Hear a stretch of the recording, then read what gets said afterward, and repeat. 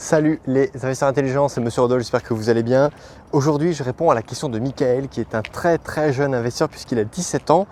Il a bientôt 18 ans, il va donc bientôt pouvoir investir. Et il m'a demandé, voilà Rodolphe, je voudrais me lancer, je suis un grand débutant et je voudrais que tu me donnes quelques conseils pour justement me lancer de la bonne manière. Alors écoute Michael, cette vidéo, elle est avant tout pour toi, mais elle est également destinée à tous les investisseurs intelligents qui sont intéressés pour se lancer dans l'immobilier, et que tu aies 17 ans, que tu sois débutant ou que tu n'aies jamais investi mais que tu aies plutôt 45 ou 50 ans, si tu n'as jamais investi, tu es débutant. D'accord ? C'est pas parce que tu as déjà potentiellement acheté ta résidence principale ou que tu as déjà fait un crédit conso pour ta voiture ou que tu as fait telle ou telle chose que tu peux être considéré comme un investisseur.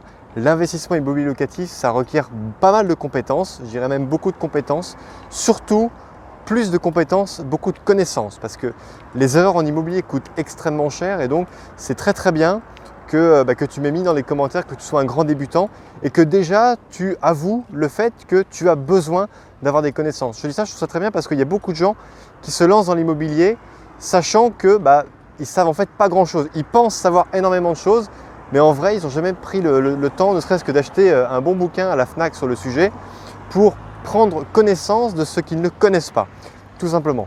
Donc là je vous montre, on est à Nouméa, derrière moi c'est le quartier ce qu'on appelle Port-Plaisance ou plutôt baie de l'Orphelinat. Donc c'est un quartier qui est très sympa, j'espère qu'il ne va pas y avoir trop de bruit, là je vais marcher le long d'une route, bref c'est pas très grave. Donc premièrement Michael, moi ce que je te recommande pour commencer à investir, premièrement il faut impérativement que tu soignes ta santé financière. Santé financière, qu'est-ce que j'entends par là? J'entends par là que tu dois impérativement, si tu as un revenu, apparemment, vu ce que tu m'as mis dans ton commentaire, tu as déjà un revenu qui est constant. Je ne sais pas si c'est un revenu important ou si c'est un SMIC ou si c'est un revenu en intérim à 500 € par mois, je ne sais pas du tout. En tout cas, ce qu'il faut que tu puisses prouver à ton banquier, c'est que quel que soit le montant de ton salaire, eh bien, il faut que tu sois capable de lui montrer que tu es capable de te payer en premier. Donc, ceux qui sont abonnés à la chaîne depuis longtemps, ils doivent… J'ai dû les saouler avec ça parce que je le répète dans à peu près 3 vidéos sur 10. Bref, il faut que tu puisses te payer en premier. C'est-à-dire que dès que ton salaire tombe, il faut que tu aies une petite ligne, l'idéal c'est 10%, il faut que tu aies une petite ligne d'un montant de 10% qui part de ton compte courant pour aller créditer un compte épargne, un livret d'épargne, et que ce soit 50 € par mois, écoute c'est déjà ça, 50 € par mois ça fait 10% si tu gagnes 500 € par mois. Si tu gagnes 1500 € par mois, l'idéal essaie de mettre 150 € par mois.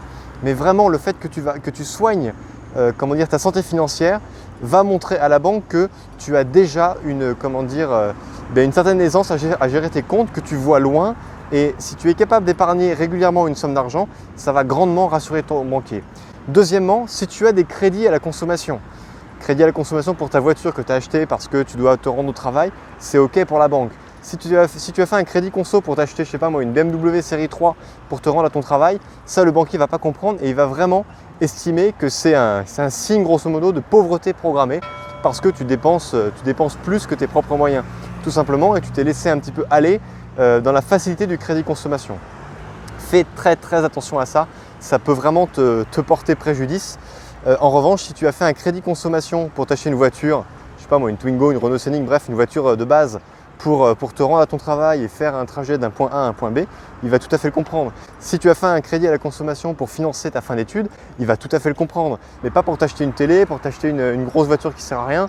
Voilà. Donc fais attention à ça parce que le banquier est très attentif à ce genre de détails. D'ailleurs, ça n'est même pas un détail. Deuxième point, ce que tu dois bien comprendre, c'est qu'en investissement immobilier, c'est la fiscalité qui est le nerf de la guerre. D'accord ? Donc tu dois impérativement maîtriser la fiscalité, sinon c'est elle qui va te maîtriser et c'est elle qui va tuer ton projet.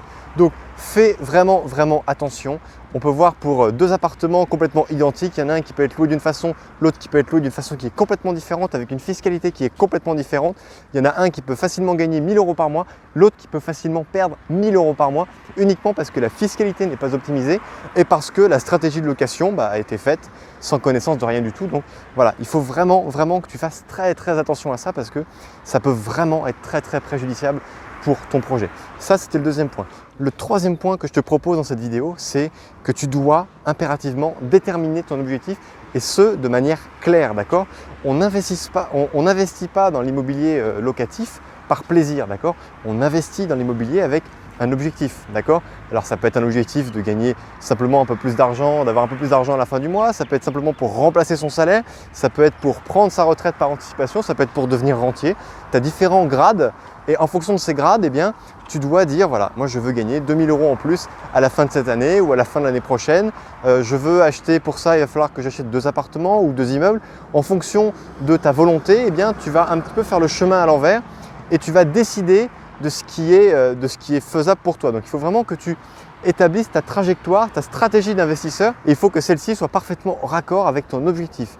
N'oublie pas que, imagine-toi que tu es comme ici, tu vois, tu es sur un port de plaisance, tu prends ton bateau. Si tu pars par là, par exemple, tu peux arriver au bout de quelques jours de navigation dans la baie de Sydney en Australie. Bon, bah voilà, tu sais où tu vas, tu sais d'où tu pars, tu dois faire comme un navigateur qui va prendre sa carte. Tu vas étudier les vents, tu vas étudier le sens des courants, etc. Et puis tu vas établir ta trajectoire tout simplement. Eh bien c'est pareil en immobilier. Dis-toi que ton objectif, ce que tu veux gagner à la fin de tes opérations, donc au bout de quelques temps, eh bien c'est ta destination.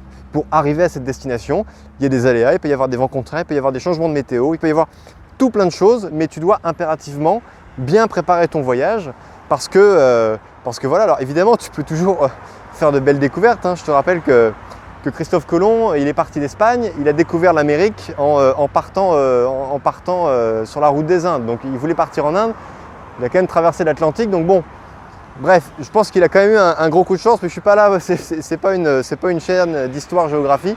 Bref, en tout cas, sache que tu dois impérativement avoir un objectif qui est très très clair et plus clair sera ton objectif, plus celui-ci sera viable et sera court dans le temps. Voilà.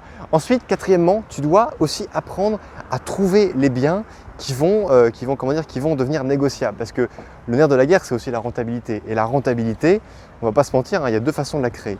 La première façon, c'est en négociant le bien immobilier, parce que tu visites un appartement, tu sais combien celui-ci va se louer, bon, tu estimes, sauf que quand on calcule un rendement brut, le rendement brut, un petit rappel du calcul, c'est simplement la somme des loyers hors charges annuels divisé par le prix de revient, donc prix d'achat, frais de notaire, le montant des travaux, etc., etc. Et donc tu dois vraiment faire extrêmement attention à tout ça, à tout connaître. Mais la plus grosse variable ici, c'est ta valeur de prix d'achat. Et si tu négocies bien ta valeur, ton prix d'achat, eh bien tu vas vraiment créer une rentabilité, d'accord? Si tu baisses le dénominateur, tu vas forcément faire augmenter le résultat de ton équation. Donc maîtrise ça et surtout mon cinquième et dernier point, puis après j'arrête cette vidéo. Il ne faut pas, Michael, que tu sois trop exigeant avec ton tout premier investissement, d'accord? Ton tout premier investissement immobilier, c'est un cas d'école, c'est un investissement qui va te servir de leçon pour les prochains. Tu dois simplement respecter quelques points de base comme l'autofinancement, une bonne qualité du bien et surtout une tension locative qui est suffisante. Et après ça te permettra de réussir ton investissement immobilier. Après, sinon, ce qui est vraiment le top du top pour toi, je pense, ce serait de faire une formation en immobilier comme celle que je propose. Après, on est un certain nombre sur Internet à proposer des formations. Regarde ce que tout le monde propose. Moi, tu peux aller sur le site www.monsieurrodolphe.fr et puis tu as mes formations clés en main que je propose. Qui ont beaucoup de succès puisque là, à l'heure où je fais cette vidéo, on a dépassé les 20 millions d'euros d'investissement de la part de mes élèves. Et de tous mes élèves, j'en avais un qui était chômeur et il a enfin réussi à acheter son immeuble de rapport. Donc aujourd'hui, je suis extrêmement fier de faire cette vidéo. Donc bref, voilà. Cette vidéo est terminée, n'hésitez pas à la liker, à vous abonner à la chaîne si ce n'est pas déjà fait, à partager cette vidéo et puis mettez-moi en commentaire de cette vidéo quels sont vos objectifs pour les années qui viennent, qu'est-ce que vous voulez que l'immobilier vous apporte. Voilà, cette vidéo est terminée, je vous remercie de l'avoir suivi en totalité, je vous dis à très bientôt sous le soleil calédonien. Ciao!